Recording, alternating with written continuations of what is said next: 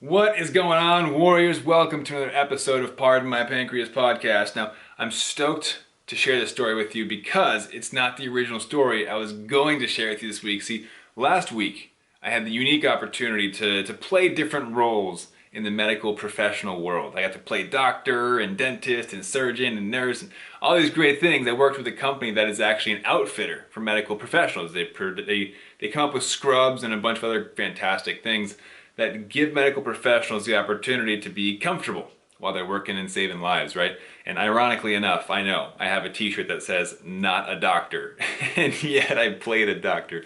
But that episode that I wanted to share with you guys was going to be about how that day was go, go, go. It was non-stop. The most break that I had was about 25 minutes for lunch, and then right after lunch, going for a walk. And it was like all this craziness that surrounded. I wanted to share my blood sugar strategies through that day, but instead, what I want to share with you is actually a surprising moment that I had following that shift and some rather frustrating blood sugars. So, without any further ado, let's get into our theme song. I've spent the last 10 years pushing the limits while identifying trends and patterns in my type 1 diabetes management. Follow along as I learn, apply, and share the fitness, nutrition, and lifestyle strategies that I've learned from diabetes experts around the world.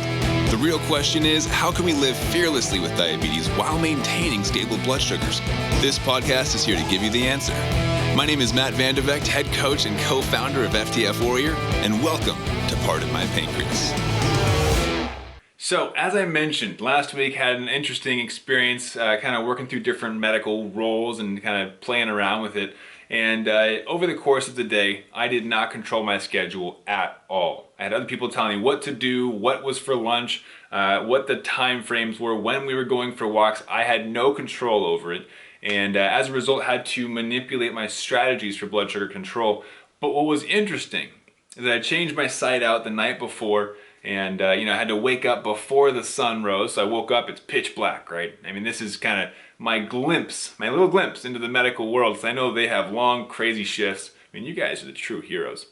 And getting to work, I was like, oh boy, blood sugar's high. I got the beep going off. And I was like, I'm 200. What the heck? Did I forget to change my basal settings in my pump? Like, what's going on? I went for a little bit of an extra walk, walked around the building before I went in. Blood sugar started to come down a little bit, so I was like, okay, we're fine.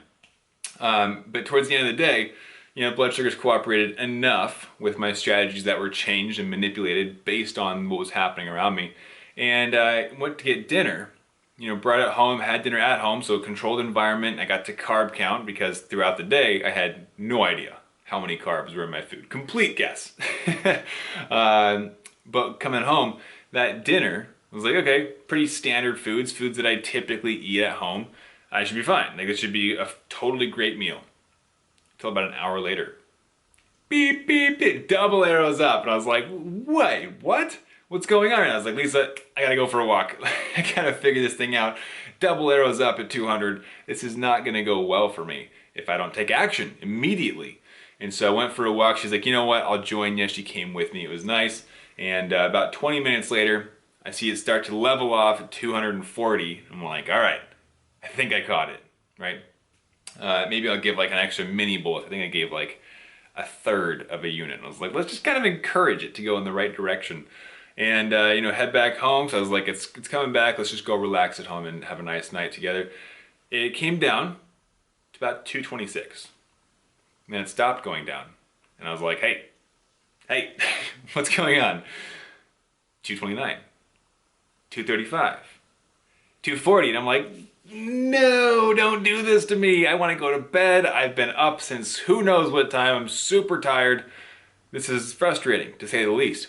And I actually had a game night planned with a few of my friends. We all hop on Zoom, and we're in separate areas, so we just kind of talk and catch up every week.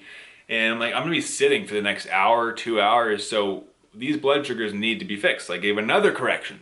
And some of you are already thinking, Matt, isn't that insulin stacking? Isn't this kind of falling into the rage bolus category? And you would be correct, because I did have enough insulin on board to tell me I probably shouldn't have done that. And with the extra correction, I was like, what else can I do? I'm gonna go shower, right? Hot water, maybe some vasodilation, try and get their insulin to circulate some more. And it brought it down to about 205. and then it started creeping back up again. And I'm like, are you kidding me? And so in my head now, I'm like, is the site bad? Like my site itself, my insulin pump site? No, because during the day, I went high, but like it came back down. So I know it's not like completely bad. So I'm starting to think like, okay, processing what could have gone wrong, but also thinking about what can I do in this moment to fix it real quick, because I want to get to bed on time. And so I'm like, I also don't want to change my site. So maybe let's just pretend it's not that. So I keep pushing it off, right? Just give one more try for another correction. So this is my third correction now we're looking at. And, you know, when blood sugars are finally starting to come down a little bit, I get to like 190 and I'm kind of cruising there. I'm like, this is ridiculous. And finally, before bed, went for another walk after my call, took another shower with some more insulin. I drank probably a gallon of water over those 2 hours. I'm just like peeing like crazy. And finally, right before bed, they come down to about 131. I say about, it was 131. And I'm like, okay, this is good enough to go to bed with. Whatever's going on, I think it's an absorption issue or a site issue, something along those lines. I'm probably gonna cruise back to 150 and I'll just have to figure it out in the morning. So I go to bed, I've got about a unit on board still, and I don't like going to bed with insulin on board. It's not usually a smart choice, especially if it was given recently, if you have the option to avoid it, of course. Sometimes you don't really have a choice. And my wife too is like, do you have a significant amount of insulin on board? And I'm like, well, more than I usually do, right? And she's like, well, I get nervous sometimes. I'm like, I know, I get it. Me too. Like if you're asleep, you're less likely to be aware of lows or at least be able to catch them early. And I'm like, yeah, it's fine. Like there's something wrong with the site. I think it's absorption issues. Like I keep going high, but it does eventually come down. So it's working, but not really, right? And like, let's just go to bed. I'm super tired. I didn't sleep much last night. And so we get to bed and it's, you know, all is well till 2 o'clock in the morning. Beep, beep, beep, beep. I'm like, what is going on? I look over at my Dexcom, urgent low, and I'm like, there's no way that's true. I feel fine. I feel fine.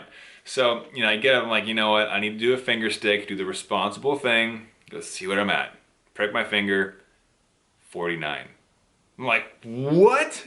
Are you kidding me? This is insane. I have not seen these numbers on either end of that spectrum in months. Probably more than that, like 6 months or a year. I'm like, this is completely out of line. Like, what is going on right now? Like, well, you gotta treat it. Let's figure this out. So I'm looking in my head like, okay, trying to like, I don't feel super low yet, but I grab a juice box. I start getting like a little bit shaky. I'm like, wow, this low kind of snuck up on me.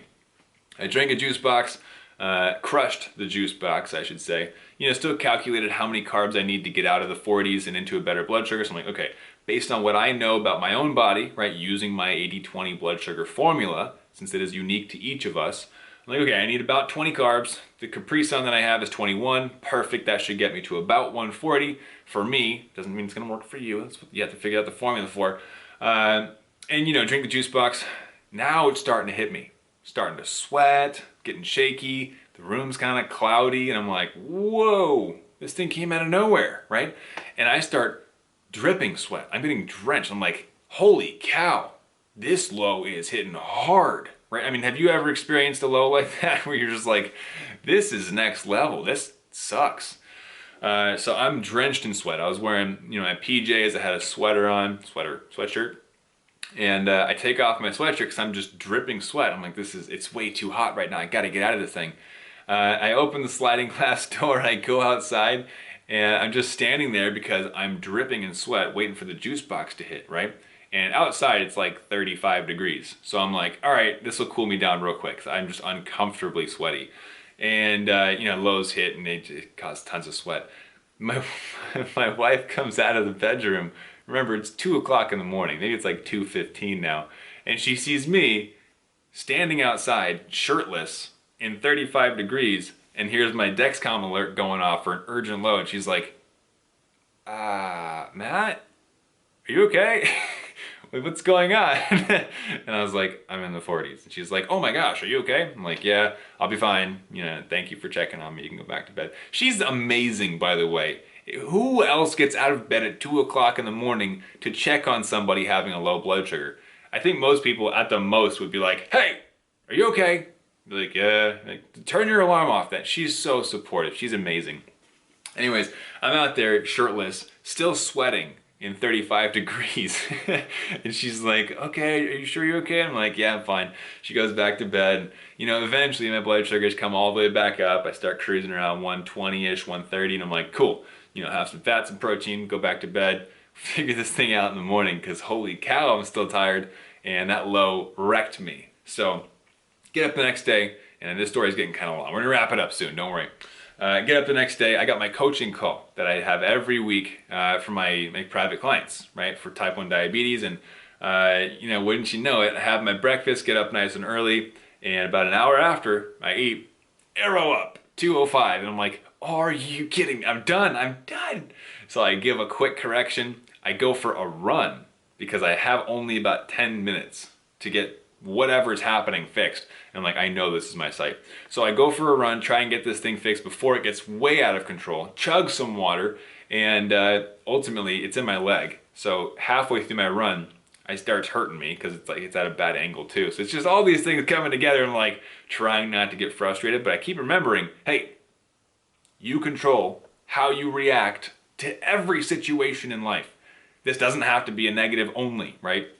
So I'm looking at it now like, okay, this is life challenging me. Let's go. Come on. What else do you got? Like, I'm going to take this head on. And so I'm going for my run. I'm starting to limp because my leg hurts. And I'm like, what else do you got, life? And, you know, I get back in. Blood sugars stop rising, but they're still stuck at 240. So I'm like, it's the site. I know it's absorption. I just didn't want to change my site because I wanted it to work, but I was being lazy. Matt, do the dang thing. Just do what you got to do to fix it. So I rip out my site, put a new site in. I got like 2 minutes until my coaching call starts when I got to be all prepared and like, hey, what's going on, everybody? And I was like, you know what? They need to see the real me. They need to see what's going on. And my clients always see the real me. So I'm like, I'm just going to be open with them, you know? Get the new site in my leg, and my other leg, switched it out, and pop on. I'm 3 minutes late. I am never late for these calls. So I pop on, I'm like kind of sweating from my run. My hair's a little bit blown out. Like, I look disheveled, and I'm like, hey, what's going on, everybody? Sorry I'm late. Thank you for your patience. I've had a day. And I proceeded to explain to them, look guys, diabetes is not ever going to go perfectly. It's not always going to go your way. You can do everything in the book perfectly, and there are things that are still outside of your control that you're going to have to accept. You're going to have to give yourself grace for. I was like, look, here's what happened. Yesterday, I was able to stay in range and still kind of manipulate strategies. I knew I had what was probably a bad site. Unfortunately, that led me to, and this is my fault, right? I chose to give more corrections instead of just changing my site. I chose to give myself 1, 2, 3 corrections, stacking insulin. Finally brought my blood sugar down. Last night, 2 a.m., oh, you guys wouldn't believe it, hit 49. They're like, oh my gosh, are you okay? I'm like, yeah, that wasn't the end of it. This morning, right before our call, I had breakfast, and then boom, went high again. And they're like, oh my gosh. I'm like, I know, it's crazy. And so, you know, on the call, I wanted to make a point to them to say, look, all of you in this program are here to achieve that next level of diabetes success, to understand blood sugars on such a deep level that you can stabilize and predict where blood sugars are going to go. But understand, it will never be perfect. And here's the fun thing. It's not just diabetes. Nothing in life will ever be perfect. In fact, there's this really great quote. I think it's like a Chinese proverb or something. People will say, oh, I'm waiting for the perfect time. There is no perfect time, right? And this Chinese proverb that's kind of spoken to me in the past is, the perfect time to plant a tree was 20 years ago. The second most perfect time is today, right? Like, of course, the perfect time was 20 years ago, so it would be ready today for you to produce fruit, give you food or apples or whatever it is. But the second best time, it's not perfect, but it's the second best time right now. Do it. So I'm thinking, okay, yes, I should have changed my site the day before. Yes, I should have figured this thing out. I probably shouldn't have stacked insulin. I shoulda. Shoulda doesn't do anything to fix right now. What can I do right now to fix what's going on, right? And for me, that was chug water, take a little bit of a correction, go for a run, come back, change my site, and then hop on a coaching call where I gave a new correction mid-call because I knew the old correction that I gave was not going to be absorbed properly. And this could have been due to scar tissue, it could have been the site itself, it could have been a number of things. But ultimately, I ran through my checklist and realized all arrows point to changing my site. That is what I have to do, even though I don't want to do it. And sometimes, actually, there's a great quote too.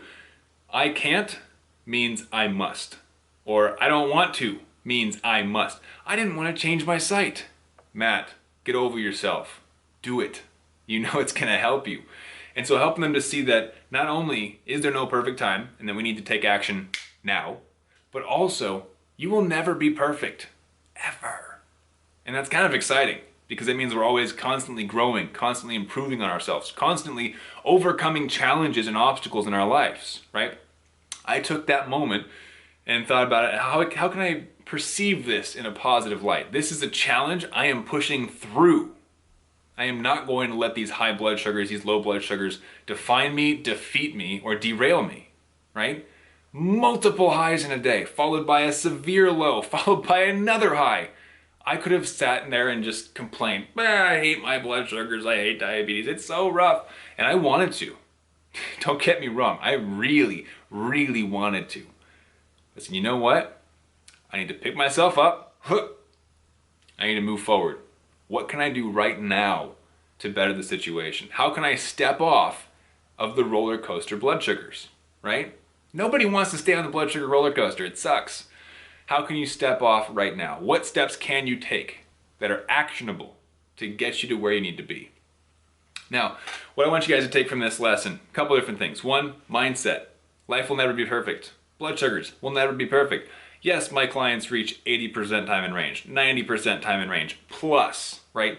They do amazing things, but, and they also hit 100% time in range, and they're like, I'm amazing, and I'm like, yes, you are, you're incredible, but it will not be 100% time in range 100% of the time, no matter what. There will be days where something happens, could be your fault, it could be something out of your control, like what happened to me, right? Bad sight, I didn't do anything wrong, it just happened. But what I choose to do in reaction to that, in response, that is my responsibility.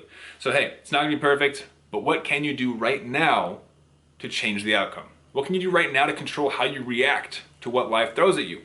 And two, second lesson I want to show you guys, I knew that site was bad. How did I know that?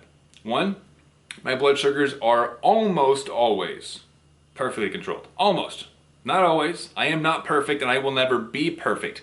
If you view me as perfect, as some influencer teaching you guys, I am not perfect. Hear me loud and clear. But because my blood sugars are very close to being perfect most of the time, I knew double arrows up, something's wrong, right? 49 in the middle of the night, something's wrong. Now, of course, the 49 I knew was due to my own actions. Insulin stacking. We knew that was the thing. But the high blood sugars, couldn't pin that onto miscalculated carbs or on bad decisions with snacking or on lower activity levels throughout the week. There's a number of different variables that I could look at, and I did, to eventually get to the point where I thought, okay, it's my insulin pump site or it's scar tissue within the site. Something is causing delayed absorption. Something is wrong with this site. I changed it last night. Every meal had been high since then. Takes hours to bring it down. Something's off. Only when you are controlled at that level are you able to remove certain variables and go, well, it's not the carb counting because I carb counted. Well, it's not my activity level because I did that. Well, it's not my pre-bolus because I did that. If you have all these things lined up, then when something does go wrong, you can fix it quicker. It makes more sense to you. It's no longer this mysterious, what the heck just happened? No, it's, I know what happened and I know my next decision that I need to make. I know what my action is, okay? So that's pretty much all I got for you guys today. I actually got to hop on another client call with one of my type 1 diabetic rock stars in about 2 minutes. So what I wanted to share with you guys was that mindset fix. You will not be perfect. That's okay. Give yourself grace and take action on what is next for you, okay? For me, it was changing my site. I didn't want to do it, therefore I must. Therefore I must. And of course, looking at the different variables in your life, there are 42 confirmed variables that affect blood sugars. You can't have all 42 memorized and always in a perfect line every single day. What we focus on in my programs are how do you get the few that cause the biggest changes in your life? How do you map out which of the 42 for you are going to cause the biggest changes. If I can control those couple of variables, not all 42, if I can control these couple right here in front of me, those are going to cause massive shifts in my blood sugars and help me to stay in range for longer periods of time, give me more predictable blood sugars, and not require this obsessive approach to diabetes management. I get to step back and go, cool. I carb counted, I pre-bolused, I did a few other things that I know are important for me. Blood sugars are going to cooperate. And if they don't, something else is wrong. What can I do to fix it, right? And because of that, I routinely see 90+% time in range every single week. It's because of that formula. That is, all credit goes to the formula. That's it, the 80-20 blood sugar formula. So if you are one of the people like me that enjoys a deeper understanding of blood sugars, a deeper knowledge, which gives you more confidence in your diabetes management so that you can step back and go, I got this. So you can actually enjoy your life. Go out mountain biking for 45 minutes, stay at 100. If you guys saw on Instagram, I posted that recently. So you can go out on Valentine's Day and eat hundreds of grams of carbs and still see stable blood sugar lines. If you want that life and you're willing to put in the work in an intense program, then I want you to go watch a free training that I created for you. Just for you, the people who want that next level of understanding. I go into basals, bolus, exercise, food, all sorts of stuff. And you're gonna find it incredibly useful. Highly recommend you go check it out at diabetesinaction.com. I actually go over a little bit of my 80-20 blood sugar formula in that training. And if that type of training, my type of coaching resonates with you, there is an opportunity to hop on a phone call and see if it would work for you. See if you're a good fit for it, for us, and see if we're a good fit for you. So go grab that free training, check it out. It's like 30, 40 minutes, something like that. Grab some of those light bulb aha moments that you can implement in your life right now. And hey, if it's something that you want to dive deeper into, then hey, apply to get on a phone call with us and we'll chat. All right? Have an amazing day. Go implement these things, make these mindset changes, get deeper understandings of your blood sugars so that you can step back and enjoy your life and keep up the fight.